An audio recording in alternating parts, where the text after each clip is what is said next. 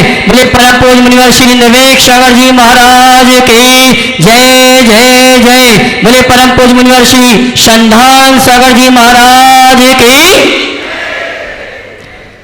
आत्मविकास का दिव्य सदन जैन सिद्धांतों की वैज्ञानिक प्रयोगशाला, जहां बोलेगा समोषण, ऐसे गुणायतन पीड़िता संघ का समाधान भावना प्रवर्तक जन जन के संत प्रखर वक्ता परम पूज्य मुनिवर के मुखारविंद से हम अपनी शंकाओं का समाधान प्राप्त करें। उसके पूर्व पारस चैनल, जिनवाणी चैनल और प्रमाणिक ऐप के माध्यम से जिस कार्यक्रम को देख और सुन रहे हैं, उन सभी की ओर से परम पूज्य मुनिवर के श्री चरणों में नमन करें। उसके पूर्व आपसे कहना चाहूंगा, देवी अहिल्या की नगरी मालवा की शान इंदौर के मोहता भवन परिसर से सायंकालीन शंका समाधान का कार्यक्रम प्रारंभ हुआ है। और आइए हम और आप परम पूज्य मुनिवर के श्री चरणों में कोटि से नमन करते हुए निवेदन करेंगे शंका समाधान के कार्यक्रम के लिए दोनों हाथ जोड़ लें। बोलेंगे हे मुनिवर, आवाज कम आ रही है, हे गुरुवर नमोस्तु, हे मुनिवर नमोस्तु, हे मुनिवर नमोस्तु। और आइए टीवी चैनल का बहुचर्चित शंका समाधान का कार्यक्रम हम और आप प्रारंभ करें। उसके पूर्व मैं आपसे कहना चाहूंगा, आज श्री दिगंबर जन उदासीन आश्रम के समस्त भाइयों को परम पूज्य मुनि श्री प्रमाण सागर जी महाराज का पड़गहान करके आहार देने का सौभाग्य हमारे जिनालय में आने वाले समस्त श्रावक श्राविकाओं के साथ प्राप्त हुआ। मैं आदरणीय अनिल भैया जी को आमंत्रित करूंगा परम पूज्य मुनिवर के श्री चरण में नमन करते हुए आशीर्वाद प्राप्त करें। और चलते हैं हम और आप, शंकाएं आपकी होंगी, समाधान परम पूज्य मुनि श्री प्रमाण सागर जी महाराज के माध्यम से संपन्न होगा। टीवी चैनल का बहुचर्चित विश्व विख्यात शंका समाधान का कार्यक्रम का संचालन के लिए मैं निवेदन करूंगा हमारे परम पूज्य मुनिवर संधान सागर जी महाराज, जिनका 21 जुलाई को 10वां मुनिवर दीक्षा मनाने का सौभाग्य हमें आपको प्राप्त होगा। बोले परम पूज्य मुनिवर श्री संधान सागर जी महाराज की। आज का यह है सत्र अपन गुरु चरणों में प्रारंभ करते हैं। और प्रथम प्रश्न के लिए मैं आमंत्रित कर रहा हूं मोना सी के जैन इंदौर। वे अपना प्रश्न रख रहे हैं और उसके बाद में तैयार रहेंगे 10 लोहाड़िया खाते गांव। महाराज जी के चरणों में त्रैबार नमोस्तु नमोस्तु नमोस्तु।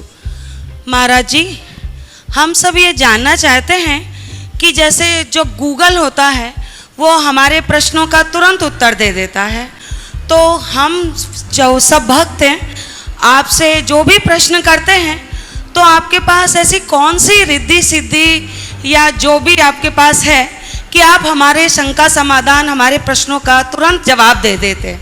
क्या हम आपको गूगल बाबा कह सकते हैं? देखो, सबसे पहली बात मैं पूछूंगा, गूगल बड़ा है कि गूगल को बनाने वाला? जी, गूगल को बनाने वाला। तो तुम लोग गूगल के गीत क्यों गाते हो? गूगल के बनाने वाले की तरफ क्यों नहीं जाते? सर, हमको टीम नहीं दिखती है गुरुजी। मैं जो बात कह रहा हूँ उसे गहराई से सुनो। जब तक गूगल को देखोगे शंकाएं रहेगी। जिस दिन गूगल को बनाने वाले को पहचान लोगे, केवल समाधान होगा, सारी शंकाएं खत्म हो जाए। हम बाहर की कृतियों में उलझते हैं, करतार को नहीं देखते। हम दृश्य में उलझते हैं, दृष्टा को नहीं पहचानते। हम दृष्टा को पहचाने, तत्व को पहचाने। समझ गए? पहली बात। दूसरी बात, आपने पूछा कि आपके पास ऐसी कौन सी रिद्धि सिद्धि? मेरे पास कोई रिद्धि सिद्धि नहीं, बस मेरे पास एक टेक्नोलॉजी, मेरे पास एक टेक्नोलॉजी है, वह है आप सबके कल्याण की भावना, और मेरी भावना आप सबका समाधान आप तक पहुंचा देती है। समझ गए? जहाँ तक गूगल बाबा कहने का सवाल है, अब आप जानो आप मुझे क्या कहना चाहते हो, मुझे कुछ फर्क नहीं पड़ता। आप मुझे बाबा कहो चाहे कुछ और, मैं तो केवल इतना ही जानता हूँ, मैं जो हूँ सो हूँ, बाकी तो केवल व्यवहार चलाने का माध्यम। नमोस्तु महाराज जी, दर्श नमोस्तु। लोहड़िया खाते गांव। डॉक्टर जिनेंद्र जी जैन पटेलावत झाबुआ अपना प्रश्न रखें और उसके बाद में तैयार हैं राजेंद्र कुमारी जैन पलेरा टीकमगढ़। मुनि श्रेय एवं मुनि संघ के चरणों में मेरा एवं दिगंबर जैन समाज पेटलावत झाबुआ का नमोस्तु। इच्छामी महाराज साहब, प्रगति के मार्ग पर आत्म विश्लेषण या आत्मचिंतन कितना आवश्यक है? Auto analysis on way of progress समझाने की महती कृपा करें। देखिए, बिना आत्म विश्लेषण के आत्मोन्नति तो होती ही नहीं। जब तक हम अपने खूबियों और खामियों की सही समीक्षा नहीं करते, अपनी प्रगति नहीं करते। इसे हर व्यक्ति को अपना आत्मविश्लेषण अथवा अंतर निरीक्षण जरूर करना चाहिए, तभी हम देख पाएंगे कि असलियत में हम हैं क्या और हमें क्या होना चाहिए। इसलिए अपने प्रोग्रेस के लिए सतत आत्मचिंतन आवश्यक है। नमोस्तु महाराज जी, नमोस्तु महाराज, नमोस्तु। राजेंद्र कुमारी जैन पलेरा अपना प्रश्न रखे हैं और उसके बाद में तैयार रहेंगे राकेश रजनी जैन गोदा परम संरक्षक गुणायतन।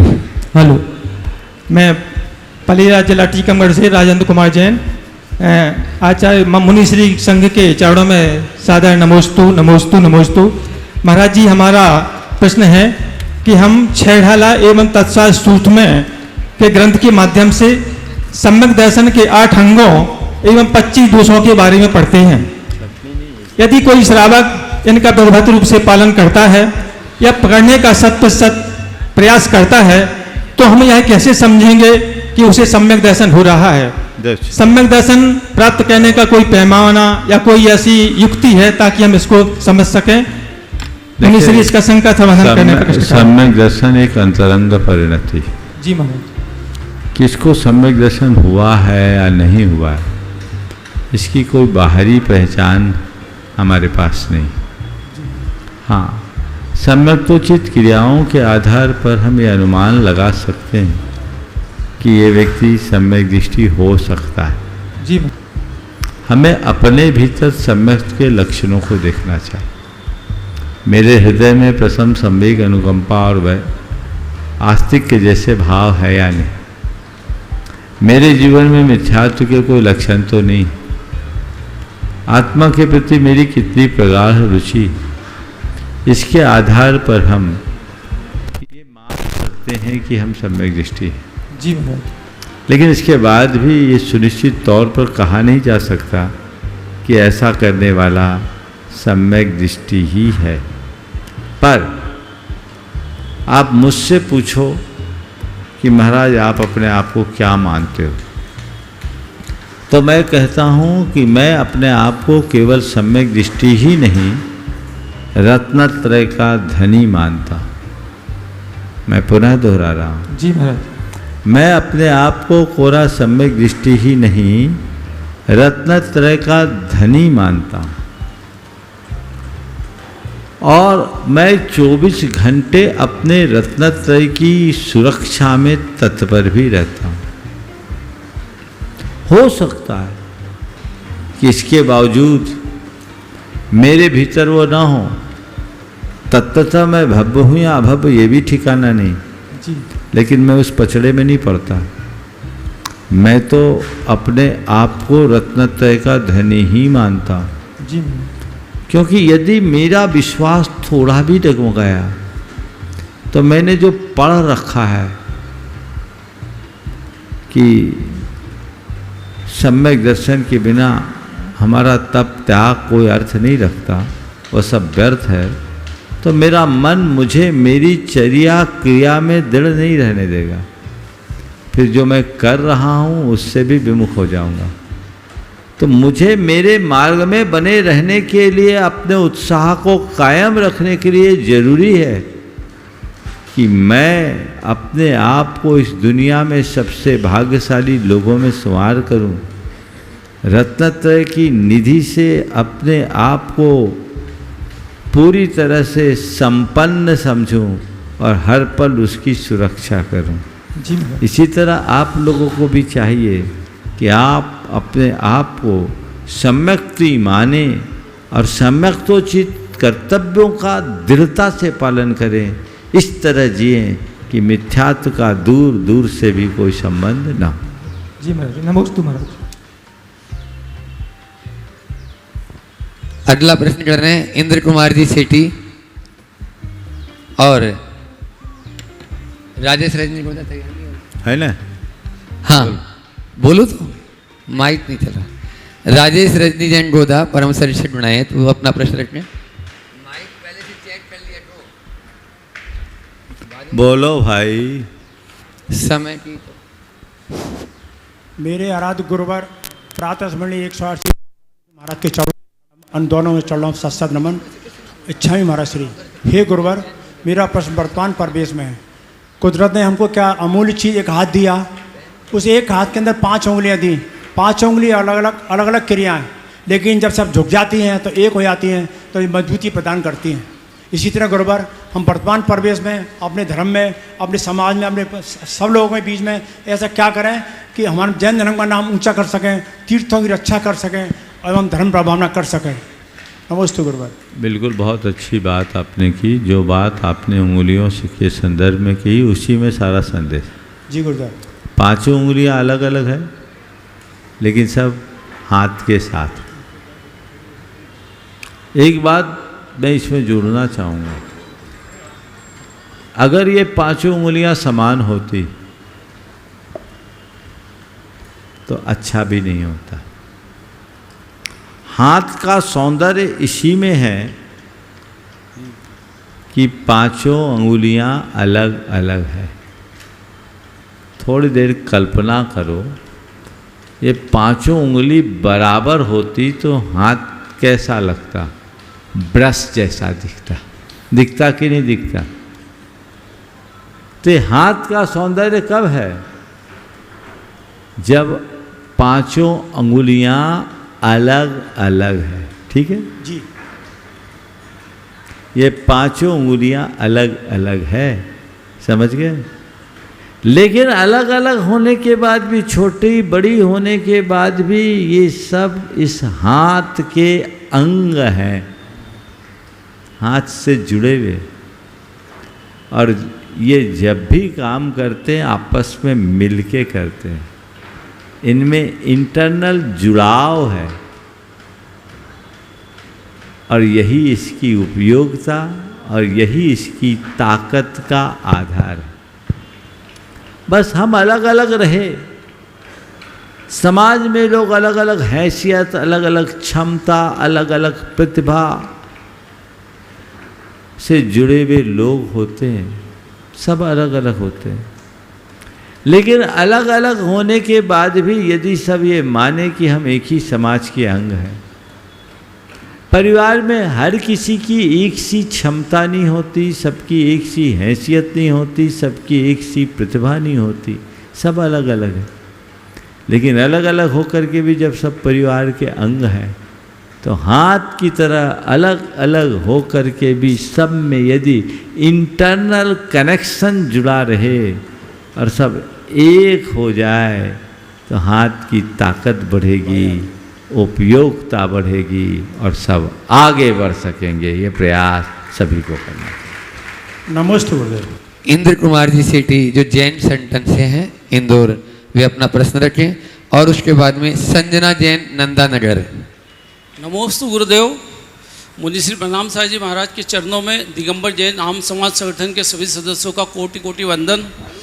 महाराज श्री सभी जैन संतों के चातुर्मास कलश स्थापना का समय निकट आ गया है। चातुर्मास स्थापना से लेकर चातुर्मास निष्ठापन तक पूरे देश में करोड़ों रुपए का दान इत्यादि आता है। यदि दान राशि का मात्र 10% भी समाज के गरीब विद्यार्थियों की शिक्षा तो उपयोग होने लगे, तो जैन विद्यार्थियों को उचित शिक्षा प्राप्त हो सकेगी और समाज का विकास भी अच्छे से होगा। गुरुदेव, यदि आप इस पुण्य योजना की शुरुआत का आह्वान करेंगे तो देश भर से एक नया संदेश जाएगा और इसी वर्ष से उक्त राशि योग्य विद्यार्थियों को प्राप्त होगी तो निश्चित ये योजना सार्थक से होगी। नमोस्तु देखिए, गुरुदेव। जब भी चातुर्मास आते हैं इस तरह के बहुत सारे लोगों के सवाल खड़े होने लगते हैं, उसके बाद ऐसे लोग दिखते भी नहीं। अरे भाई, आप जिनकी शिक्षा चिकित्सा आदि की बात कर रहे हो वो जरूरी है, करिए, सहयोग दीजिए, आगे बढ़ाइए, पर ये सब केवल चातुर्मास से ही होगा ऐसा क्यों सोचते हो? समाज ऐसे कार्यों को प्राथमिकता के आधार पर पूरा करे ना। समाज में इसके लिए अलग अलग धन संग्रह किया जाए और उसका वहाँ विनियोग किया जाए ना। हर मंदिर में एक एक ऐसा मद हो जाए जो केवल साधर्मी सहायता के लिए हो। मैंने अनेक बार बोला, उस पैसे का प्रयोग करिए। चातुर्मासों में आपको आने वाला पैसा दिखता है, पर होने वाला खर्चा भी तो देखो। आयोजकों के सामने सबसे पहले यही चिंता होती है कि हम चौमासा कराएंगे कैसे। इतने बड़े बड़े तरीके से जब प्रभावना का कार्यक्रम होता है तो बहुत कार्य करना होता है, और आयोजकों को जो भी अगर खर्च करने के बाद बचत हो तो उसे रचनात्मक कार्य में लगाना चाहिए।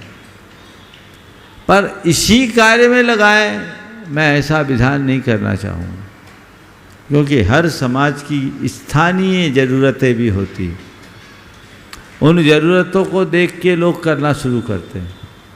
और मुझे तो एक बात समझ में नहीं आती, चौमासा शुरू नहीं होता और चर्चा शुरू हो जाती।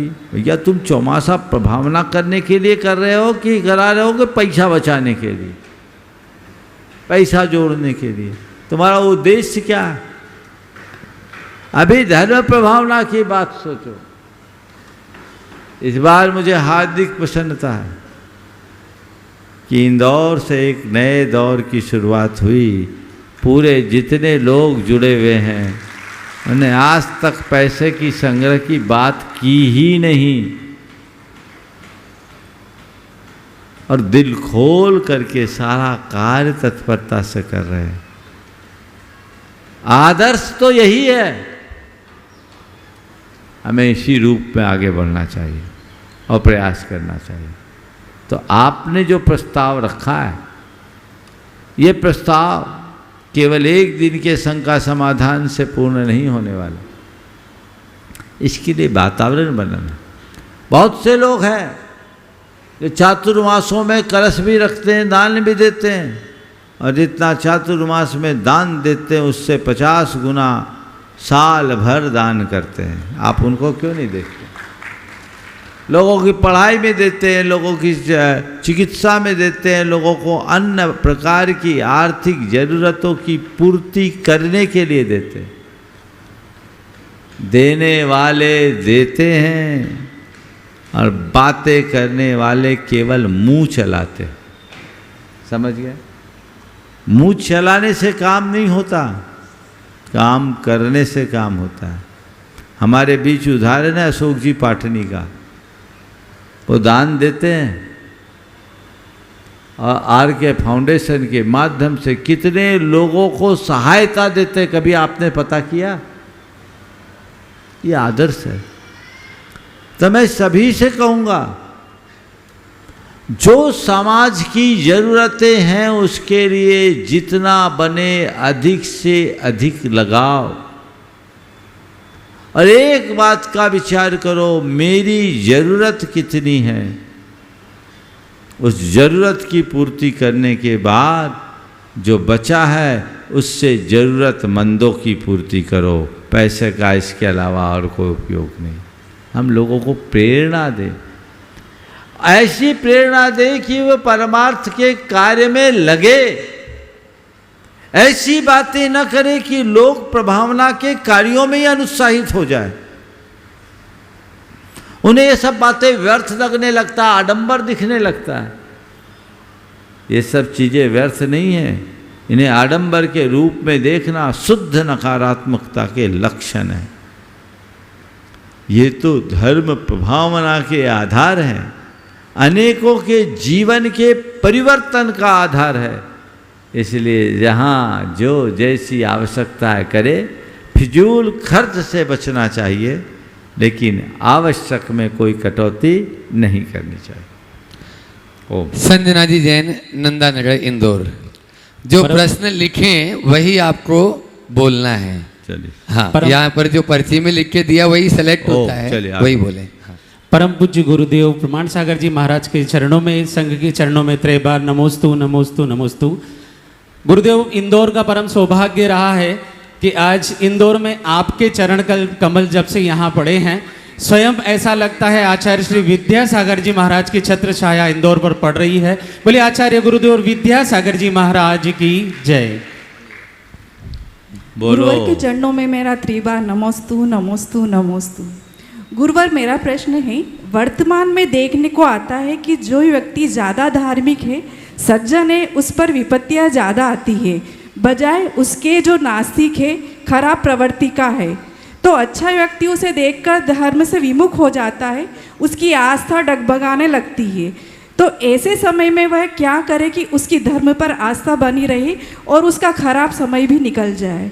सबसे पहली बात तो मैं ये कहूँगा कि भैया, कष्ट तो धर्मी पर ही आते हैं, पापी पर थोड़ी। उपसर्ग साधुओं पर आते हैं, डाकुओं पर नहीं। परीक्षा सतियों की होती है, बेश्याओं की नहीं। कसौटी पर सोने को कसा जाता है, पीतल को नहीं। इसलिए क्यों घबराते हो? विपत्ति सज्जनों पर आती है, दुर्जनों पर नहीं। सहन करो। जो लोग कहते हैं मैंने इतना धर्म किया फिर भी मुझ में इतना कष्ट आया, तो धर्म करने से क्या फायदा? पारसनाथ भगवान को देखो, 10 भाव में अधर्म न करने का रिकॉर्ड है ना? फिर भी उन पर कितना उपसर्ग आया, लेकिन उनके लिए वह उपसर्ग भी उनके उत्कर्ष का कारण बना ना। तो कभी विचलित मत होना, इसे अपनी परीक्षा की घड़ी के रूप में देखना। कष्ट तो आएंगे, और ये कष्ट नहीं है, पाप काटने का निमित्त बनकर आया, ऐसा सोचना चाहिए। एक कष्ट मेरे पाप को नष्ट करने का निमित्त बनकर आया, ऐसा सोचो। इसके निमित्त मेरा पाप छटने वाला, कटने वाला, ऐसा सोचो। कभी घबराना नहीं चाहिए। और एक सबसे पहले विश्वास बदलिए। हम लोगों के मन में जो बात बैठा दी गई है कि धर्म करने से हमारे कष्ट मिट जाते हैं, संकट टल जाते हैं, ये विश्वास ही भ्रांत है। धर्म करने से कष्ट मिटते नहीं, धर्मी पर और अधिक कष्ट आते हैं। धर्म करे क्यों? मैं अक्सर बोलता हूँ, धर्म हमारे संकटों को टालता नहीं, धर्म हमें संकटों में संभालता है। इसलिए धर्म करो। जहाँ तक युवाओं का सवाल है या ऐसे लोगों का सवाल है जो धर्म से विमुख हो जाते, उन्हें समझाओ कि पापी व्यक्ति समृद्ध दिख सकता है, समृद्धि पा सकता है, पर संतुष्टि नहीं। धर्मी व्यक्ति गरीब हो सकता है पर दुखी नहीं। पापी व्यक्ति के जीवन में अनुकूलताएं हो सकती है, प्रसन्नता नहीं। और धर्मी व्यक्ति के जीवन में कष्ट हो सकता है पर पीड़ा नहीं। उसके लिए सब प्रकार की अनुकूलता है धर्मी के पास, लेकिन मन में चैन नहीं है। रात दिन परेशान है, उसके हृदय में खटका है। आप ट्रेन में यात्रा करते हो, अपनी टिकट लेकर के यात्रा करते हो, निश्चिंत होकर चलते हो कि नहीं? हाँ, लेकिन किसी दिन बिना टिकट सवार हो जाओ तो बोलो, हाँ, खटका रहता है। हर आदमी की शकल में टीटी नजर आता है कि नहीं आता है? बोलो, आता है ना? तो बस मैं इतना ही कहना चाहता हूँ, धर्मी होकर जीवन जीना टिकट कटाकर यात्रा करने जैसा है, और पापी बनकर जीवन जीना बिना टिकट यात्रा करने जैसा है। नमस्ते गुरु। हो सकता है वो व्यक्ति सफल हो जाए यात्रा में, पर खटका से नहीं बचेगा। तो निष्कंटक जीवन जीना चाहते हो तो धर्मी बनकर जियो। शास्त्रकार इसीलिए कहते हैं, न सीदनपि ही धर्मेण आसु पश्यन् विपर्ययम्, न सीदनपि ही धर्मेण मनोधर्मे नियोजे अधर्म का नाम च पापा नाम आसु पश्चन विपर्ययम्, कि धर्मी जनों को कष्ट में पड़ा देख और अधर्मी को फलता फूलता देख करके भी तुम अपने मन को कभी अधर्म में मत लगाना, क्योंकि वो अधर्म ही है। मूल को पकड़ोगे तो आगे बढ़ोगे। नमस्ते गुरुदेव। नमस्ते गुरु। अगला अकोला से संगीता जी ड्रोहाने जो ट्रस्टी है गुणायतन के, और उसके बाद में तैयार रहेंगे अनन्य गुरुवत सी के चंद्रकला जी पाटनी रांची।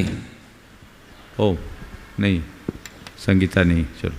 हाँ, चंद्रकला जी पाटनी रांची अपना प्रश्न रखेंगे, और उसके बाद में अपने बीच में अमेरिका से सुरभि जैन जो अनन्य गुरु भट्ट हैं, वे यहाँ पर तैयार रहेंगे। मेरी तरफ से, जगत के सब जीवों की तरफ से और रांची वालों की तरफ से मुनिराजों के चरणों में नमोस्तु, छुल्लक जी महाराज के चरणों में इच्छामि। महाराश्री, मैंने उपाश्रम की छाँव में पढ़ा कि जब सीता जी का हरण हुआ तो सीता जी ने कहा कि इसमें रावण की गलती नहीं, मेरी भी गलती है, क्योंकि मैं अगर रूपवती नहीं होती तो रावण के मन में दुष्परिणाम नहीं आते।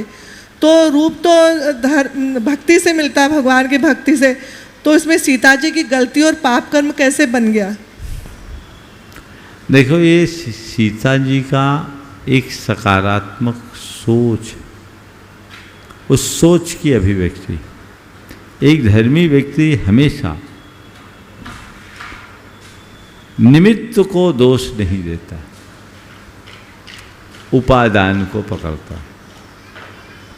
रावण की कुदृष्टि उन पर पड़ी, उसके कारण उसका अपहरण हुआ, एक घटना घटी।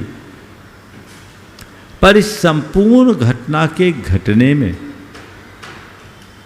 निमित्त क्या बना? रावण तो बाहरी निमित्त था, सीता में ऐसा रूप आकर्षण नहीं होता तो रावण के मन में ऐसा विकार नहीं आता। तो सीता ने रावण को कोसने की जगह अपने रूप को दोष दिया। अब आपने इस सवाल को दूसरे रूप में पूछा कि भक्ति तो सुंदर रूप से, भक्ति से, सुंदर रूप तो भक्ति से मिलता है, तो रूप पुण्य का फल है, संशय नहीं।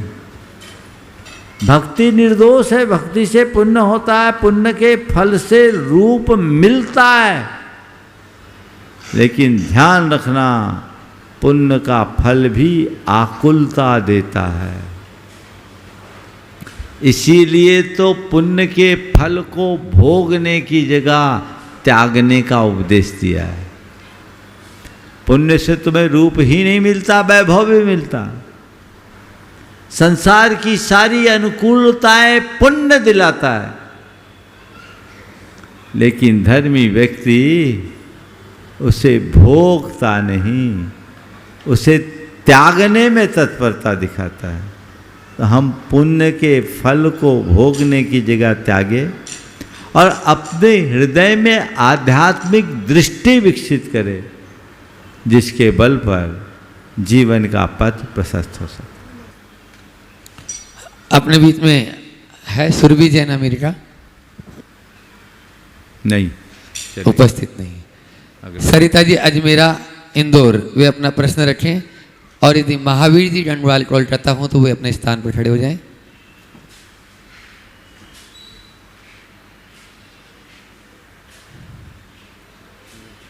चलो अगला सरिता जी। हेलो हेलो, नमोस्तु गुरुदेव, नमोस्तु गुरुदेव। गुरुदेव, उम्र दराज न बने, उम्र को दराज में रख दें। उम्र दराज न बने, उम्र को दराज में रख दें। खो जाएं जिंदगी में, मौत का इंतज़ार न करें। इसको हम कैसे आत्मसात करें? उम्र दराज न बने, उम्र को दराज में रख दें। हो जाए जिंदगी में अपनी, मौत का इंतज़ार मौत का इंतजार न करें। बहुत अच्छी पंक्ति है। देखिए, ये बात स्वाभाविक है कि हमारे आयु तो पल पल बीत रही है, जीवन छन छन छीन हो रहा है। जीवन को दो तरह से लोग जीते हैं। कुछ लोग हैं जो जीवन का रस लेते हैं और कुछ लोग हैं जो जीवन को ढोते हैं। संत कहते हैं जीवन मिला है तो जीवन को जीकर उसका रस लो, जीवन को ढोने से बचो। उसे ढोना नहीं, जीवन को जीना है, जीवन का रस लेना। जो व्यक्ति केवल अपने उम्र की बात गाते रहेंगे वो अपने जीवन में कुछ नहीं करेंगे, वह दिन काटेंगे।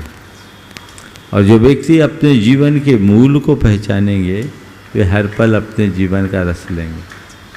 तो आप अपने उम्र को मत देखिए, अपने उत्साह को बनाए रखिए और ये मान करके चलिए कि मेरे पास जो समय है वो थोड़ा है, काम है वो ज़्यादा है, इसलिए मुझे अपने हर पल का उपयोग करना है, हर क्षण का उपयोग करना है, कम समय में ज़्यादा करना है।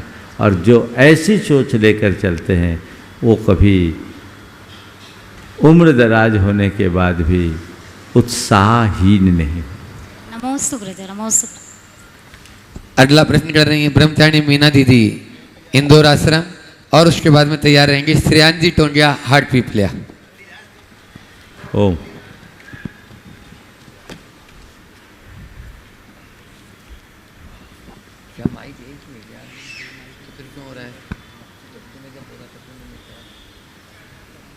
नमस्ते महाराज जी। हाँ, दीदी लोग अपना प्रश्न कर रही है, उसके बाद में श्रेयांश जी टोंडिया, हार्ट पीपलिया। हमने अपनों की दुनिया में अपमान सहे, सम्मान दिए, वो हमें गिराकर हंसते थे, हमने जिनको उत्थान दिए। महाराज जी, अधिकतर ऐसे देखने में आता है कि हमने जिनको सम्मान दिया उन्हीं के द्वारा हम अपमानित होते हैं, या जिनको हम ऊंचा उठाते हैं वही हमें नीचे गिराने की ताकत रखते हैं। तो ऐसा क्यों होता है? ये स्वभाव, हमने जिन्हें सम्मान दिया वही हमारा अपमान करते हैं, हमने जिन्हें ऊंचा उठाया वही हमें नीचा गिराने की ताकत रखते हैं। कोई बात नहीं। मैं इसमें एक बात कहूँगा, हमारा काम सम्मान देना है, हम सम्मान दें, और कोई कितना भी अपमान क्यों न करे, हम खुद को अपमानित महसूस न करें, समस्या ही हल हो जाएगी। हम यह आरोप लगाते हैं कि सामने वाले ने मेरा अपमान किया। मैं तो सोचता हूँ कि जब तक मैं अपने आप को अपमानित महसूस न करूँ तो कोई मेरा भला अपमान कर कैसे सकता है। विनम्रता को अपने जीवन का आदर्श मान बनाकर जीने वाला व्यक्ति कोई अपमान भी करे तो अपमानित नहीं होता। पता है विनम्र होने का लक्षण क्या है? विनम्र होने का लक्षण क्या है? किसे बोलते विनम्र? जो झुके उसका नाम विनम्र नहीं। जो अपमान किए जाने पर भी अपने आप को अपमानित न समझे, सच्चे अर्थों में वही विनम्र है। सामने वाले के अपमानपूर्ण व्यवहार को भी नम्रता से स्वीकार कर ले। तो पहली बात तो ये कि कोई मेरा अपमान करे तो भी मैं अपने आप को अपमानित महसूस न करूं। मेरा काम है औरों का सम्मान करना, सो मैं नित्य सम्मान करते रहूं। हमने जिसे ऊंचा उठाया वही हमें नीचे उठाने की ताकत रखता है। मैं कहता हूँ इतने ताकतवर बनो कि तुम सबको ऊंचा उठा सको, लेकिन इतना ऊंचा उठाओ कि तुम्हें कोई नीचे न गिरा सके। सब सिर पर बिठाने के लिए लालायित हो उठे तो फिर समस्या ही खत्म हो जाए।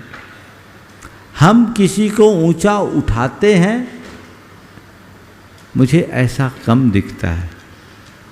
हमने तुम्हें ऊंचा उठाया, इसका एहसास कहीं ज़्यादा दिलाते हैं। तो हमें ये भी देखना है कि हम कर क्या रहे हैं। किसी को ऊंचा उठा रहे हैं या केवल ऊंचा उठाने का एहसास दिला रहे हैं। हम ऊंचा उठाने का काम करें और अपनी जड़ को मजबूत बना के रखें। श्रेयांश जी टोंडिया हार्ट पीपले अपना प्रश्न रखें, उसके बाद में सचिन जी उद्योगपति। गुरुदेव के चरणों में शतबार नमोस्तु नमोस्तु नमोस्तु। गुरुदेव, जीवन में दुख क्यों आता है? क्या हमें अपना दुख लोगों के साथ बांटना चाहिए और इस दुख को किन लोगों के साथ बांटना चाहिए? सुख के सब साथी, दुख में ना कोई, क्या ये बात सही है? देखिए, दुख क्यों आता है? अगर देखें तो कष्ट की बात करें तो कर्म के उदय से आता है, और दुख की बात करें तो हमारी मन की परिणति से आता है। कोई ज़रूरी नहीं कि जीवन में आगत कष्टों के होने पर भी हम दुखी ही हों। कई लोग हैं जो ढेर सारे कष्टों के बाद भी हमेशा प्रमुदित रहते हैं। समझ गए? तो दुख तब आता है जब हमारा मन चीज़ों के साथ जुड़ जाता है। यदि हम चीज़ों से न जुड़े तो हमारा मन कभी भी दुखी नहीं होगा, पहली बात। दूसरी बात, आपने कहा सुख के सब साथी, दुख में न कोई, दुख बांटना चाहिए। मैं कहता हूँ नहीं, दुख बांटने की चीज़ नहीं है। दुख को सहना चाहिए और सुख को बांटना चाहिए। दुख को सहो और भावना भाव बखू प्रभु, संसार का सारा दुख मेरे तक सीमित हो जाए, किसी के ऊपर दुख आए ही नहीं। दुख को सहें और सुख को बांटें। यदि ये लक्षण हमारे अंतरंग में प्रकट हो जाए तो हमारा जीवन धन्य हो जाए। नमस्कार। सचिन जी उद्योगपति अपनी पूरी टीम के साथ में एक प्रश्न रखें, और उसके बाद में दोषी परिवार से लगभग 4-5 नाम आए हैं। एक नाम आज ले लेते हैं। छवि जी दोषी पूरे परिवार के साथ में खड़े हो जाएंगे, एक प्रश्न करेंगे। नमोस्तु गुरुदेव। गुरुदेव के चरणों में बारंबार नमोस्तु। छुल्लक जी के चरणों में इच्छामी। हे गुरुदेव, आपके इंदौर आगमन से और चातुर्मास से पूरे इंदौर में जो हर्षोल्लास का माहौल बन गया है, हम सभी अपने आप को बड़ा धन्य और सौभाग्यशाली समझते हैं कि आपका सौभाग्य बड़े लंबे इंतजार के बाद हम सभी को मिला। ऐसा ही धर्म प्रभावना हम सभी को लगातार मिलती रहेगी, हम लोग के लिए सौभाग्य है। गुरुदेव, मेरा प्रश्न है कि मन वचन काय के जो योग से कर्मों का आश्रय होता है गुरुदेव, तो क्या जब वैकृक शरीर भी होता है तो उस समय भी काय योग, प्रमत्त काय योग बनेगा गुरुदेव? देखिए, एक काल में तो एक ही योग होता है। तो मन वचन काय से जब हम कोई क्रिया करते हैं उसी अनुरूप योग होता है। जिस समय मन योग होगा उस समय वचन नहीं, वचन होगा उस समय मन और काय में। जिस समय विक्रिया करते हैं वैकृक शरीर होता है, प्रधानतया वैकृक काय योग। लेकिन बेकरी काई योगी के भी उसमें योग परिवर्तन होते रहते हैं। जैसे इंद्र ने विक्रिया किया भगवान के कल्याणक के लिए आया, तो उतनी देर तक केवल काई योग नहीं रहेगा, योग परिवर्तित होता रहता है, मन वचन भी चलता है। ओ दोषी परिवार से छवि दोषी, उसके बाद में श्रद्धा जैन पूना तैयार रहे। ओ मुनिश्री के चरणों में हम सभी के ओर से नमोस्तु और मुनि संघ के चरणों में नमोस्तु। महाराज श्री, मेरा सवाल बस ये है कि इस चातुर्मास में मैं चाहती हूँ कि युवा वर्ग को हम कैसे जोड़ें जिससे कि वो अपना योगदान दें, और जैसे हम इंटर्नशिप कराते हैं बच्चों को, वैसे हमें प्रमाण पत्र भी मिले उन बच्चों के लिए, क्योंकि प्रमाण पत्र बहुत ज़रूरी है दिखाने के लिए कि आपने कुछ किया, वरना नहीं माना जाता। बहुत अच्छा प्रस्ताव आपने रखा है, आप चिंता मत कीजिए, मैंने ढेर सारे पैकेज तैयार कर रखे हैं। चातुर्मास की स्थापना होने दीजिए, और इस पूरे चातुर्मास में मेरा युवाओं पर विशेष फोकस होगा।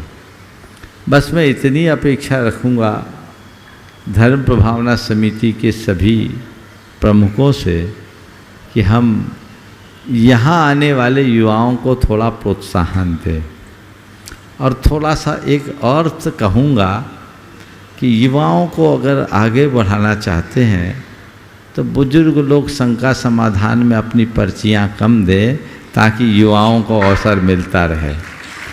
सास खुद पीछे रहकर अगर बहू का नाम आगे बढ़ाएगी, पिता खुद पीछे रहकर अगर बेटे को आगे बढ़ाएंगे, तो उनमें अपने आप संस्कार आ जाएंगे।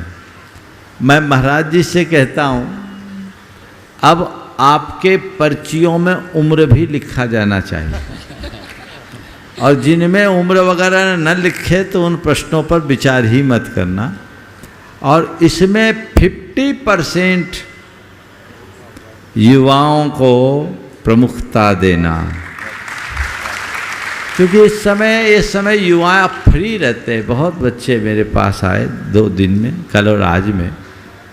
इस समय उनकी कोई कोचिंग, कोई क्लासेस नहीं रहती, और उनके मन में बहुत सारे सवाल होते हैं जो मुझसे वहाँ सीधे नहीं पूछ पाते।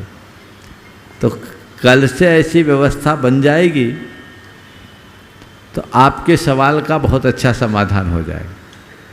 तो एक तो ये प्रावधान डाल दिया जाए कि पर्चियों में उम्र भी हो, और 50% प्रश्न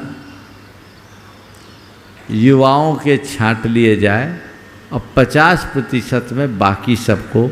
मैं तो चाहता था 70 और 30, पर थोड़ी रियायत कर दिया कि हिसाब बराबर का होना चाहिए, अवसर देना चाहिए। इससे बहुत बड़ा परिवर्तन आएगा। आज एक बात का उल्लेख मैं करूँगा। यहाँ पर मैंने कहा था कि इस बार चातुर्मास में केवल एक ही कलश रखा जाए। यहाँ के पूरे आयोजकों ने मेरी बातों को सिर माथे लिया और कहा, महाराज आप तो आशीर्वाद दो, आप कहोगे तो हम लोग तो किसी से 1 पैसा भी नहीं मांगेंगे। मैं चाहूँगा धर्म प्रभावना समिति के सारे प्रमुख लोग ऊपर आ जाए मंच पर। अशोक जी इधर आ जाओ, ऊपर ही आ जाओ। इसका सवाल है? अच्छा, तो मेरी बात के बाद, मेरे बात के बाद बैठ जाओ, अभी टाइम लगेगा। अशोक जी ऊपर आ जाओ, माइक उसको दे दो। हाँ, तो आप तो आशीर्वाद दो, हम लोग किसी से कोई अपेक्षा नहीं रखेंगे, और आपके चातुर्मास में कोई कोर कसर नहीं रहने देंगे, किसी तरह की कमी नहीं होने देंगे। मुझे बेहद प्रसन्नता है। और उसी क्रम में मैंने जब कहा था कि मैं चाहता हूँ एक ही कलश रखा जाए, कलश रखने वालों की होड़ है आपके स्थानीय लोगों में भी, और आपके यहाँ के 3 परिवार तो पिछले 6 सालों से हर साल चातुर्मास में लगभग कलश रख रहे हैं। उसमें एक दोषी जी, बिलाला जी और आपके पाटोदी, ये रखते आए। 10 साल हो गए दोषी जी रखते आए। ऐसे कई हैं देश भर में जिनकी शिकायत और खबर मेरे पास आए कि अतुल लाधानी महाराज इस साल एक ही आपने क्यों रखा, वो हर साल पहला कलश रखता था। हमने कहा इस बार इंदौर वालों को मौका देना है, इसलिए तुम लोग सहयोगी बनो।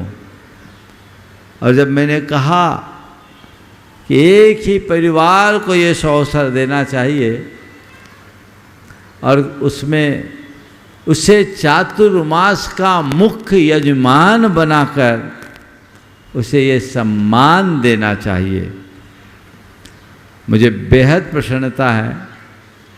जिस दिन मैंने इसकी चर्चा की थी उसी दिन ही आपके बीच के एक भाई ने अपना भाव मेरे समक्ष प्रकट कर दिया था, पर मैंने घोषणा नहीं की।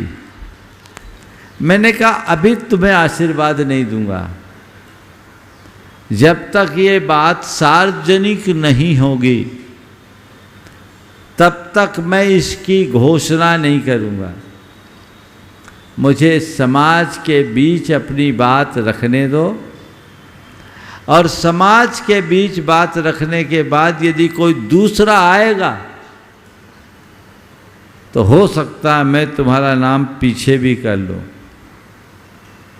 अगले ने कहा महाराज मैंने अपने हृदय के भाव आपके समक्ष रख दिए, मेरी और मेरे पूरे परिवार की प्रबल भावना है कि ये सौभाग्य मुझे मिले। अब फिर आपका जैसा आशीर्वाद। दो और नाम आए, लेकिन सामने वालों के भाव देखकर वो भी पीछे हट गए और कहा महाराज आप उनको ही अवसर दे दो तो उत्तम है। अभी तक मैंने पत्ते खोले नहीं हैं।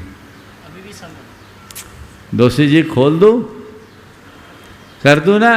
बोलो, नीचे से कोई और तो नहीं चाह रहा? अभी नहीं चाह रहा है, नीचे से कोई नहीं चाह रहा है। बस आज मैं अतीव प्रसन्नता के साथ उस धन्य भागी परिवार का नामोल्लेख करना चाहता हूँ जिसने पूरे चातुर्मास में मुख्य यजमान बनकर संपूर्ण चातुर्मास का श्रेय हासिल करने का सौभाग्य प्राप्त किया है। और वह और कोई नहीं, आपके ही नगर के उदार चित्त श्रावक, जो गुणायतन के शिरोमणि संरक्षक भी हैं और हर धार्मिक कार्यों में बढ़ चढ़ कर के अपनी उदारतापूर्ण सहयोग देते हैं, ऐसे श्रीमती निर्मला देवी पाटोदी के पुत्र मुकेश चंदनवाला पाटोदी, विजय, ममता, संजय, ज्योति पाटोदी, पूरा पाटोदी परिवार तालियां बजाइए जोरदार, जोरदार ताली बजावे जिन्हें। और मैं कहता हूं कि पूरी समिति इनका जोरदार अभिनंदन करे। सामने ले आओ, पूरे परिवार को सामने ले आओ। पूरा पाटोदी बहुत बहुत मुकेश भैया श्रीफल के साथ आओ, श्रीफल थाली में रखे लेके आओ। हाँ, आप जरूर तालियां बंद नहीं होनी, आपकी तालियां बजना चाहिए। उन अनुमोदन का पुण्य लेना है आपको भी। बहुत अनुकरणीय कार्य इन्होंने किया है। ये मुख्य यजमान हैं, इन्होंने आशीर्वाद लिया, लोगों ने इन्हें श्रेय दिया। अब पूरे चातुर्मास यह परिवार चातुर्मास के मुख्य यजमान के रूप में जाना जाएगा। मुकेश माता जी को ले आओ। इस परिवार को पूरे चातुर्मास में हर कार्य में प्राथमिकता से भागीदारी दी जाएगी।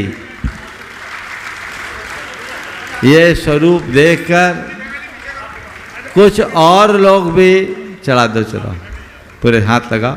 हाँ, बच्चों को बुला, एक बार जोरदार अभिनंदन कीजिए। तालियां बजाइए, तालियां तालियां आपकी बजना चाहिए।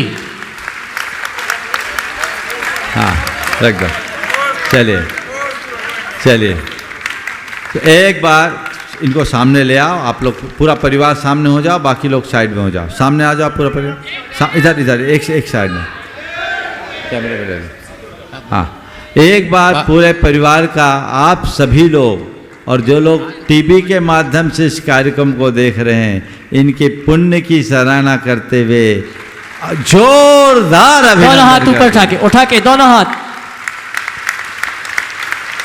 इस बात को देखकर मुझसे अभी कुछ लोगों ने और कहा, महाराज आपने एक तक सीमित कर दिया, अब कहीं गुंजाइश तो होनी चाहिए।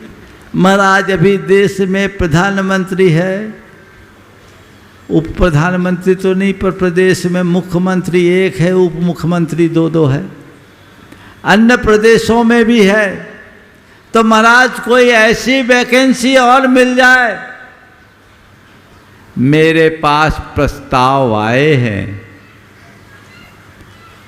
और बहुत भावनाएं वो लोग प्रकट कर रहे हैं।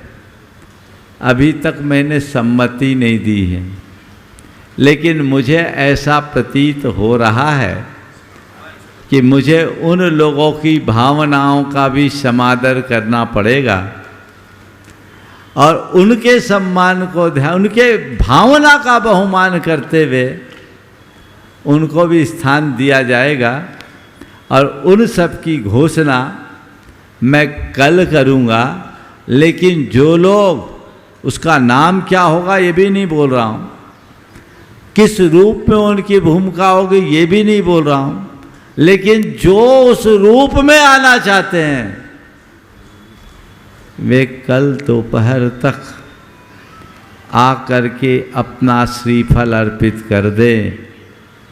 कल शाम के शंका समाधान में उनका नाम भी घोषित हो जाएगा। और बंधुओं, इन लोगों ने जिस औदार्य का प्रकट किया, उसके बाद यहाँ कुछ की ज़रूरत नहीं है। फिर भी आप दोगे तो अच्छे कार्य में लगेगा, उसका स्वागत है। देना तो सबको चाहिए, देने में कोई कृपणता नहीं करनी चाहिए, लेकिन इस तरह की उदारता, मुझे इससे इस बात की प्रसन्नता है कि एक मिथ टूट गया कि बिना कलशों के पैसे नहीं आते, इसलिए ढेर सारे कलश रख दो। मैं तो ये मानता हूँ लोगों के हृदय में केवल भावना जगाना चाहिए, जिस कार्य के लिए चाहो उस कार्य के लिए पैसे आएंगे। मुझसे जब गुरायतन की शुरुआत हुई थी तो केवल 4 श्री जी ही थे योजना में। लोगों ने बोला महाराज भगवान बढ़ा लीजिए, मंदिर नहीं बनेगा। हम बोले मंदिर बनेगा, भगवान तो उतने ही होंगे जितने होने। और गुरायतन में बड़े सीमित भगवान, लेकिन उसके बाद भी दान देने वालों ने कोई कमी नहीं रखी। इसी प्रकार यहाँ केवल एक कलश है। अगर अभी बात की जाए तो इंदौर में बरसात हो सकती है, लेकिन मैं अभी इस बरसात की कोई आवश्यकता महसूस नहीं करता। जब कोई निमित्त आएगा, जरूरत पड़ेगी तो आपसे ही झड़वा लूँगा। अभी जरूरत क्या है? समाज कहीं से कमज़ोर नहीं है। इसलिए आज पाटोदी परिवार के औदार्यपूर्ण भावना का सभी को हृदय से सम्मान करना चाहिए। और मैं उनको, उनके पूरे परिवार को, मुकेश, विजय और संजय तीनों को बहुत बहुत आशीर्वाद देता हूँ। इनके बच्चों को भी, ये 3 पीढ़ी बल्कि 4 पीढ़ी के साथ यहाँ एकत्रित हुए हैं, इनकी भावना का बहुत बहुत आशीर्वाद। और ये ऐसे ही हर पुण्य के कार्य में बढ़ चढ़ कर के हिस्सा ले और ऐसा आशीर्वाद ले कि महाराज ये पहली बार नहीं, ये शुरुआत है। हर बार मुझसे ऐसी ही पहल होते रहे, यही पूरे परिवार को मेरा आशीर्वाद है। आप लोग सत्कार करिए, सत्कार कीजिए। अनुमोदना अनुमोदना अनुमोदना बारंबार, अनुमोदना अनुमोदना अनुमोदना बारंबार। और इनके सम्मान के लिए हमारे धन प्रवाह समिति के सभी सदस्य अशोक जी, रानी जी, नवीन जी, आनंद जी, सुनील जी बिलाला, मनोज जी अनामिका, हर्ष जी, पवन सिंह गई, राकेश, रजनी गोदा, चंद्रकला जी पाटनी, अनुभव जी विस्तारा, सचिन जी उद्योगपति, राजीव जी पार्षद, जेने जी झांझरी, ये सभी आएंगे। हमारे सम्मानी चातुर्मास के यजमान उनका सम्मान का कार्यक्रम संपन्न करेंगे। मैं चाहूँगा आप जोरदार ताली बजाकर हमारे चातुर्मास महामहोत्सव के प्रथम कलश पुण्यार्जक यजमान हमारे प्रथम और द्वितीय नहीं, कलश पुण्यार्जक MF infotech technology private limited, अभी infotech, money value research, MF infra realty, लावेल इनोवेटिक, समस्त पाटौदी परिवार इंदौर, जिन्होंने स्वर्गीय शैलकर आसन जी और बिमला देवी जी पाटौदी उनके भाव थे, उन भावों को आज गुरुवर के श्री चरण में समर्पित किया और आज इन्हें चातुर्मास का यजमान बनने का सौभाग्य प्राप्त हुआ है। आपकी तालियां जोरदार बजती रहनी चाहिए। जब तक ये सम्मान हो रहा है तब तक मैं 2 मिनट में एक बात और कहूँगा। ये आप सबके उत्साह की अभिव्यक्ति है। ओम ओम ओम ओम। अब बिना बोले काम कीजिए, दोनों काम मुझे कम समय में पूरा करना है। आज ये जो भाव प्रकट हुआ और कुछ परिवार और आगे आएंगे, आ ही चुके हैं। मैंने आज उनकी घोषणा नहीं की, कल उनकी घोषणा होगी और जिनको मन बनाना बना ले। लेकिन ये आप सबके उत्साह की अभिव्यक्ति का प्रमाण है। परसों के दिन जब चातुर्मास कलश, परसों ही है ना, 21 तारीख को चातुर्मास कलश की स्थापना का जब कार्यक्रम होगा, आप सबका वैसा ही उत्साह दिखना चाहिए जैसा आपने 17 तारीख को प्रदर्शित किया। पूरे देश भर के लोग आएंगे और आप सब पूरे उत्साह, उमंग और उल्लास के साथ उस चातुर्मास कलश स्थापना में अपनी सहभागिता देकर इस चातुर्मास की धर्म प्रभावना की शुरुआत करेंगे, जिससे सभी में एक अच्छा संदेश जा सके और जीवन को आगे बढ़ाया जा सके।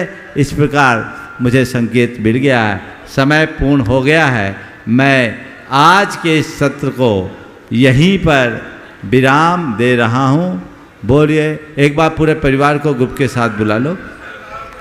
बोलिए परम पूज्य आचार्य गुरुवर श्री विद्यासागर जी महाराज जी। जय जय जय। बोले परम पूज्य श्री प्रमाण सागर जी महाराज की। एक बात